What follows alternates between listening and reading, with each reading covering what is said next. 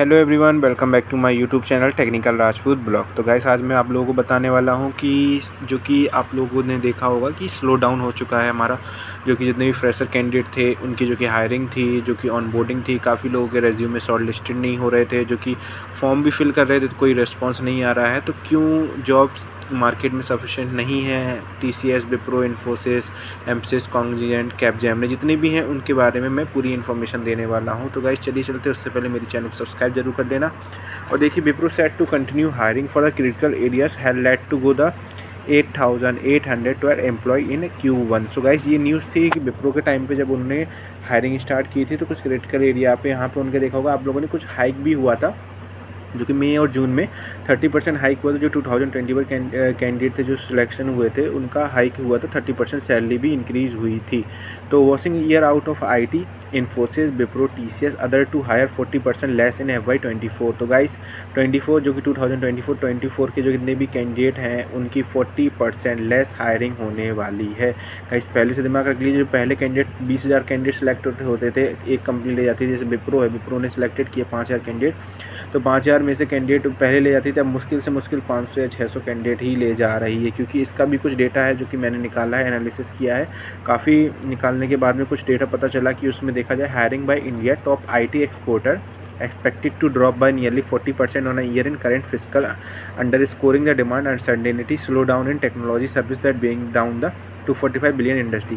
तो गाइस बहुत सारी कंपनियां हैं उनके पास प्रोजेक्ट नहीं आ रहे हैं, जैसे कि विप्रो हो गई है, बिजनेस रिक्वायरमेंट की वजह से ऑनबोर्डिंग डिले चल रही है। ऊपर 24 मंथ होने वाले हैं कंप्लीट हमारे, जो कि अक्टूबर नवंबर में 2 साल हो जाएंगे। बहुत सारे कैंडिडेट हैं जो कि अभी तक वेट कर रहे हैं 22 के, 21 के।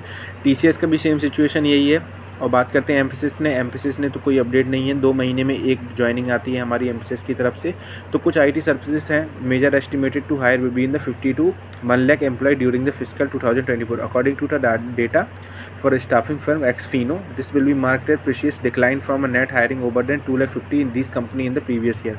तो गाइस लास्ट के जो 3 साल का डेटा देखा जाए तो वहाँ पे मोस्टली जो सभी कंपनियों को मिला के अगर एम्प्लॉय देखा जाए तो एक साल में 250,000 एम्प्लॉय होते थे, पर अब 50,000 से 1 लाख के बीच में ही हमारे जितने भी कैंडिडेट होंगे, जो भी सिलेक्टेड होंगे, जो अदर प्रोसेस होगी, इंटरव्यू प्रोसेस होगा, टेक्निकल राउंड होगा, और जो कि ऑनबोर्डिंग की अपडेटेड होगी, जो भी कुछ भी प्रोसेस होगी, उसके बाद में 50,000 से 1 लाख के बीच में ही हमारे कैंडिडेट सिलेक्टेड होंगे।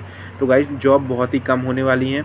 मार्केट में जॉब तो वैसे भी हैं, पर उनके पास प्रोजेक्ट नहीं है। जो कि प्रोजेक्ट भी आ रहे हैं तो कंपनी क्या कर रही है, जो कि जो प्रोजेक्ट पर उन्होंने कैंडिडेट को हायर किया है उस प्रोजेक्ट में उनका प्रोजेक्ट कन्वर्ट कर दिया। जैसे कि एलटीआई माइंडट्री में सेम चीज़ हो रही है हमारी।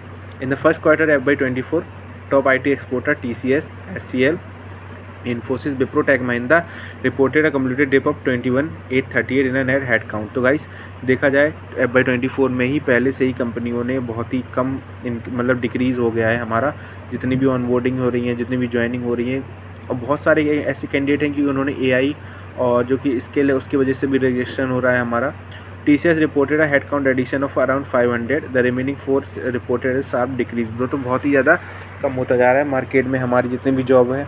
तो कंपनियां हायरिंग कम कर दे रही है, बिजनेस उनके पास, क्योंकि कंपनियों के पास प्रोजेक्ट नहीं आ रहे हैं। जो पुराने कैंडिडेट हैं बेंच पर कैंडिडेट भी बैठे हुए हैं, क्योंकि उनकी पास क्योंकि कंपनी के पास प्रोजेक्ट नहीं है, तो उनको भी उन्होंने सैलरी देना बंद कर दिया है। कुछ टाइम तक सैलरी दी हमारी बहुत सी कंपनियों ने, अब उनको सैलरी भी नहीं प्रोवाइड की जा रही है।